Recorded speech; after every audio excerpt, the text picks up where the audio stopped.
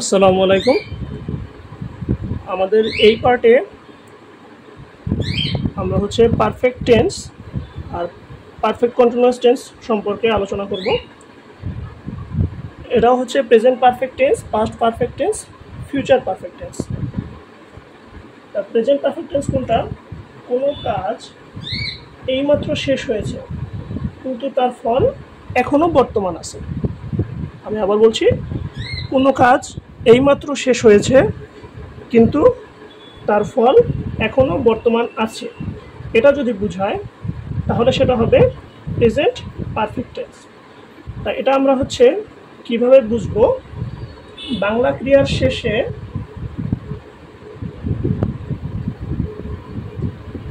আসো, আসি, আছে এগুলা থাকবে। বাংলা সেন্টেন্স যদি আমি হিসাব করি তাহলে আমি ভাত খাইয়াছি,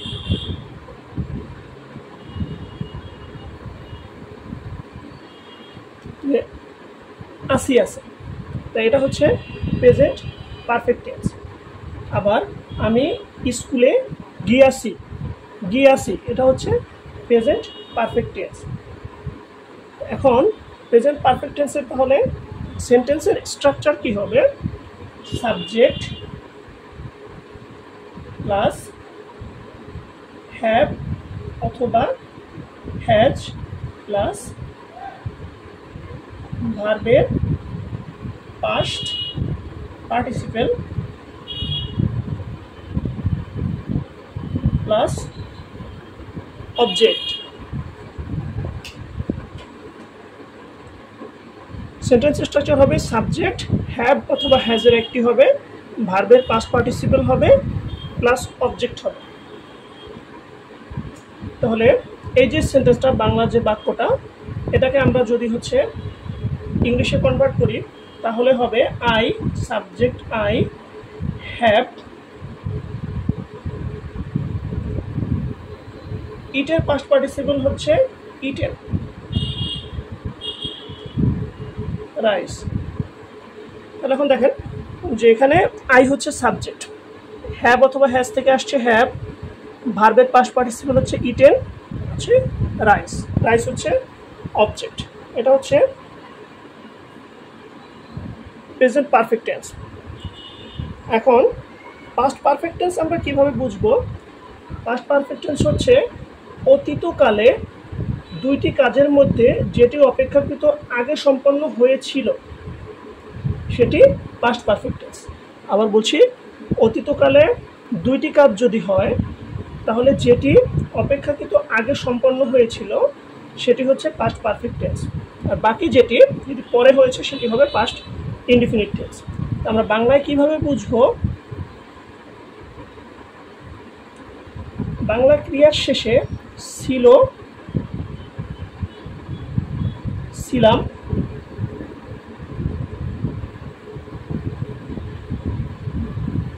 থাকবে। যেমন আমি ভাত খেয়েছিলাম, এখানে এই একই বাক্য আমি যদি লিখি, আমি ভাত খেয়েছিলাম, এই জায়গায় ছিলাম আছে, তাহলে এটা হবে পাস্ট পারফেক্ট টেন্স। আবার আমি স্কুলে গিয়েছিলাম, এটাও পাস্ট পারফেক্ট টেন্স হবে। এখন এর স্ট্রাকচার কি হবে? স্ট্রাকচার হবে তেমন কোনো পার্থক্য নেই, সাবজেক্ট প্লাস হ্যাড প্লাস ভার্বের পাস্ট পার্টিসিপেল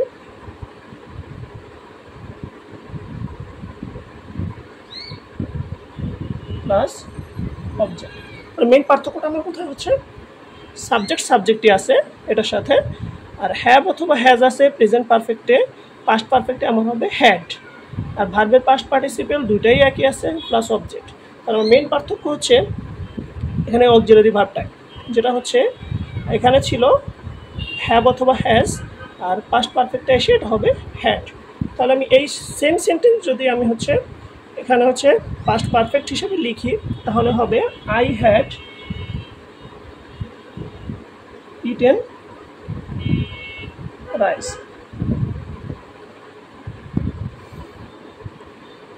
এখন আমরা আসি future perfect tense. Future perfect tense কোনটা? ভবিষ্যতে কোনো নির্দিষ্ট সময়ে কোনো কাজ হয়ে থাকবে। আবার বলছি, ভবিষ্যতে কোনো নির্দিষ্ট সময়ে কোনো কাজ হয়ে থাকবে যদি বোঝায় তাহলে সেটা হবে ফিউচার পারফেক্ট টেন্স। তাহলে আমরা বাংলায় কিভাবে বুঝবো? বাংলা ক্রিয়ার শেষে আ থাকবো,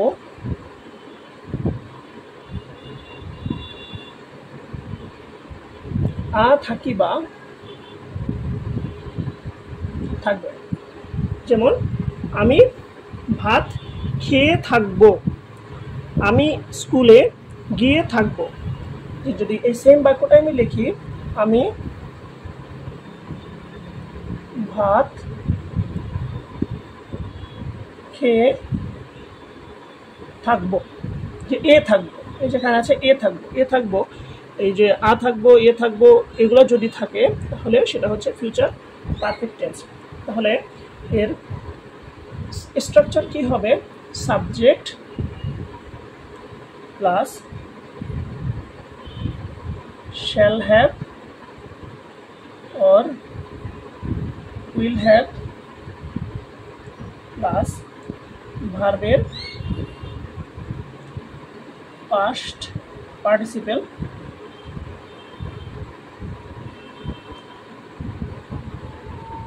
প্লাস অবজেক্ট।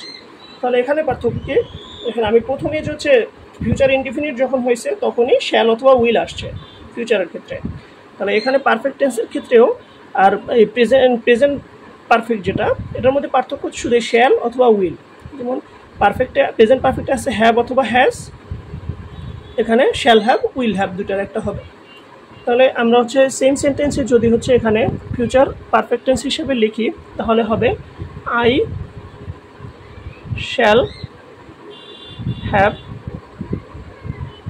Eaten rice. দেখেন সাবজেক্ট এটা শ্যাল হ্যাভ উইল হ্যাভের একটা আসছে, ভার্বের পাস্ট পার্টিসিপল আসছে, অবজেক্ট আসছে। তাহলে এখানে দেখা যাচ্ছে যে মেন পার্থক্যটা কোথায়? পার্থক্যটা হচ্ছে এই প্রেজেন্ট পারফেক্ট টেন্সে হচ্ছে হ্যাভ অথবা হ্যাজ আছে, পাস্ট পারফেক্টে হ্যাড আছে, ফিউচারে শ্যাল হ্যাভ উইল হ্যাভ, আর স্ট্রাকচার সবই কিন্তু সেম, শুধু এটুকু জায়গায় চেঞ্জ। এই যে আমার চেঞ্জটা হচ্ছে এখানে এটা এখানে হ্যাড আসছে, এটা এখানে শ্যাল হ্যাভ অথবা উইল হ্যাভ আসছে, এটাই হচ্ছে আমার মেন চেঞ্জ এখানে।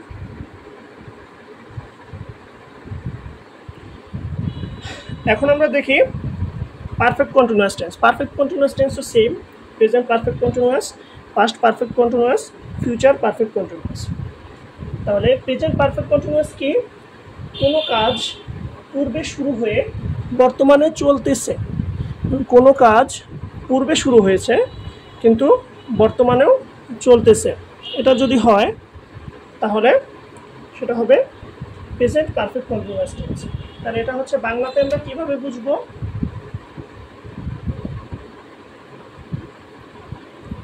তেসো, তেসি,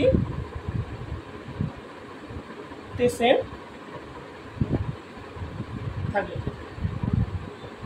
বাংলা ক্রিয়ার শেষে তেসো, তেসি, তেসেন থাকবে। এর সঙ্গে কি? কোনো কাজ পূর্বে শুরু হয়ে বর্তমানেও চলতেছে, মানে এখনো চলতেছে। কেমন? যে আমি 2 ঘন্টা যাবত ফুটবল খেলতেছি, আমি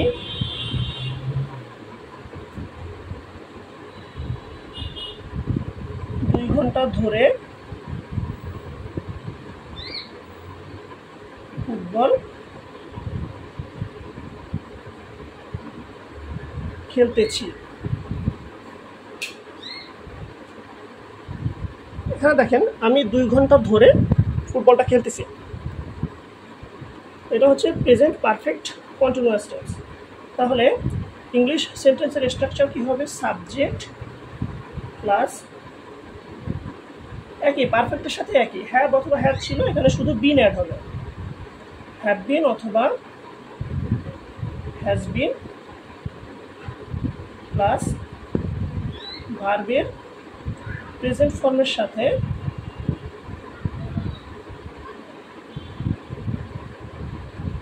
আইএনজি প্লাস অবজেক্ট। যে আগে হ্যাভ ছিল পারফেক্টে, এবার হচ্ছে হ্যাভ বিন, শুধু বিন একটা অ্যাড হয়েছে। আর মনে করে দেখেন কন্টিনিউয়াস টেন্সে ভার্বের প্রেজেন্ট ফর্মের সাথে আইএনজি হয়, এখানেও ভার্বের প্রেজেন্ট ফর্মের সাথে আইএনজি হয়েছে এবং অবজেক্ট হয়েছে। তাহলে আমাদের এই যে বাক্যটা, এটা যদি আমরা ইংলিশে কনভার্ট করি তাহলে কি হবে, আই হ্যাভ বিন প্লেয়িং, এটা হচ্ছে present form play ING football, এটা হচ্ছে সাবজেক্ট, এই যে হ্যাভ বিন স্ট্রাকচারে প্লেয়িং ফুটবল, এটা সাবজেক্ট, হ্যাভ বিন ভার্বের প্রেজেন্ট ফর্মের সাথে আইএনজি আছে, এটা হচ্ছে অবজেক্ট। এখন পাস্ট পারফেক্ট কন্টিনিউয়াস টেন্স কী হবে, অতীতকালে দুইটি কাজের মধ্যে অপেক্ষাকৃত পূর্বের কাজটি দীর্ঘ সময় ধরে চলতে ছিল বুঝাতে পাস্ট পারফেক্ট কন্টিনিউয়াস টেন্স হবে। আবার বলছি, অতীতকালে দুইটি কাজ যদি হয়, তার মধ্যে অপেক্ষাকৃত আগের কাজটি যদি দীর্ঘ সময় ধরে চলতে ছিল এরকম হয়, তাহলে ভার্বের পাস্ট পারফেক্ট কন্টিনিউয়াস টেন্স হবে। তাহলে বুঝবো কিভাবে, বাংলা বাক্য দেখে, বাংলায় তেছিল, তেছিলাম,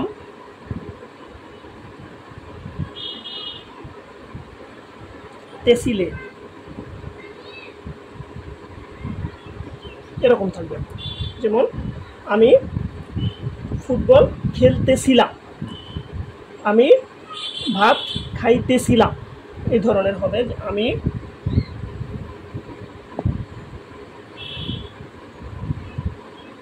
ফুটবল খেলতেছিলাম। স্ট্রাকচার কি হবে, সাবজেক্ট প্লাস এখানে হয়েছে হ্যাভ বিন হ্যাজ বিন, এখানে শুধু হ্যাড হবে, হ্যাড বিন প্লাস ভার্বের প্রেজেন্ট ফর্মের সাথে আইএনজি।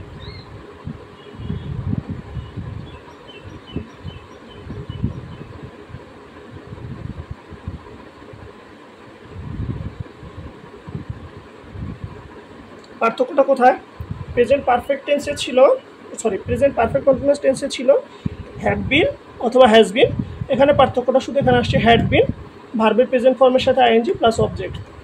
মেইন পার্থক্য হ্যাভ আর হ্যাড, বিন দুটাই একই আছে, তো ভার্বের প্রেজেন্ট ফর্মের সাথে আইএনজি প্লাস অবজেক্ট। তাহলে এই একই সেন্টেন্স যদি আমি হচ্ছে পাস্ট পারফেক্ট কন্টিনিউয়াস টেন্সে আনি, তাহলে হবে আই হ্যাড বিন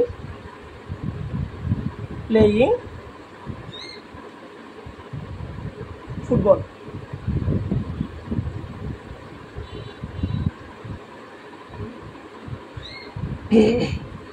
যদি এখানে আমি এই সেন্টেন্সটা ধরি, এই বাক্যটা ধরি, এটা হলে এখানে হবে ফর 2 hours,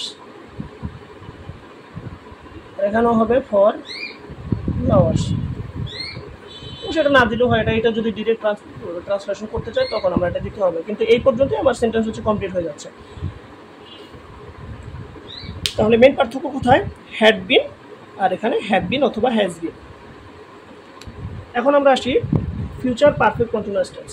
এটা সংজ্ঞা কি সেভাবে আমরা বলতে পারি, ভবিষ্যতে কোনো কাজ কোনো নির্দিষ্ট সময় শেষ হওয়ার পূর্ব পর্যন্ত যদি চলতে থাকে, মানে একটা নির্দিষ্ট সময় শেষ হওয়ার আগ পর্যন্ত যদি কোনো কাজ কন্টিনিউয়াসলি চলতে থাকে, তখন সেটাকে বলা হবে future perfect continuous tense.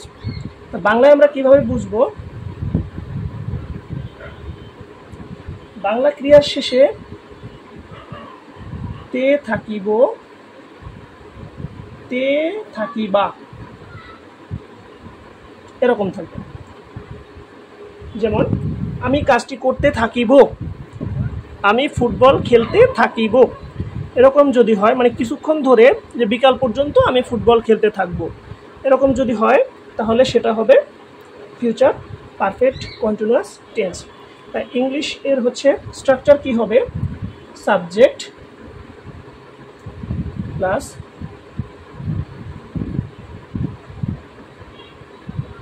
shall have been অথবা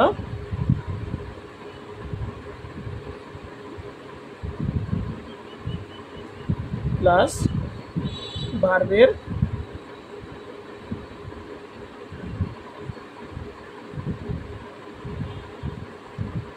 অবজেক্ট। পার্থক্য কোথায়?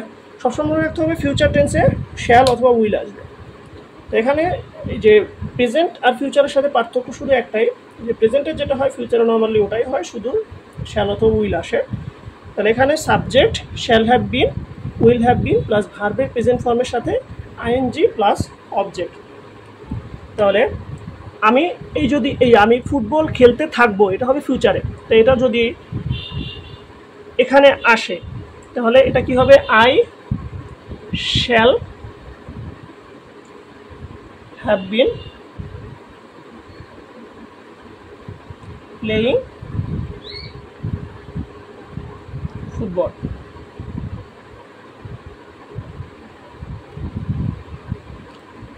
তাহলে শুধু পার্থক্যটা হচ্ছে আমার এই যে shall have been, will have been, আর কোনো পার্থক্য নেই, আর সবই একই। তাহলে এরকমভাবে আমরা যদি টেন্স হচ্ছে আলাদাভাবে পড়ি, ধরেন প্রথমে প্রেজেন্ট ইনডিফিনিট, পরে প্রেজেন্ট কন্টিনিউয়াস, পরে প্রেজেন্ট পারফেক্ট, পরে প্রেজেন্ট পারফেক্ট কন্টিনিউয়াস, তাহলে হচ্ছে অনেক সময় হচ্ছে গোলায় যায়, আমার এটাই মনে হচ্ছে। কিন্তু যদি হচ্ছে আমরা এরকম পড়ি যে ইনডিফিনিটগুলো একসাথে, কন্টিনিউয়াসগুলো একসাথে, পারফেক্টগুলো একসাথে, পারফেক্ট কন্টিনিউয়াস একসাথে, তাহলে হচ্ছে আমরা কি কম্পেয়ার করতে পারবো, খুব ইজিলি কম্পেয়ার করতে পারবো, এবং মনে রাখাটা ব্যাপারটা হচ্ছে ইজি হবে। আজকে এই পর্যন্তই। আর যদি কোনো কিছু জানার থাকে তাহলে হচ্ছে কমেন্ট বক্সে জানাতে পারেন। আসসালামু আলাইকুম।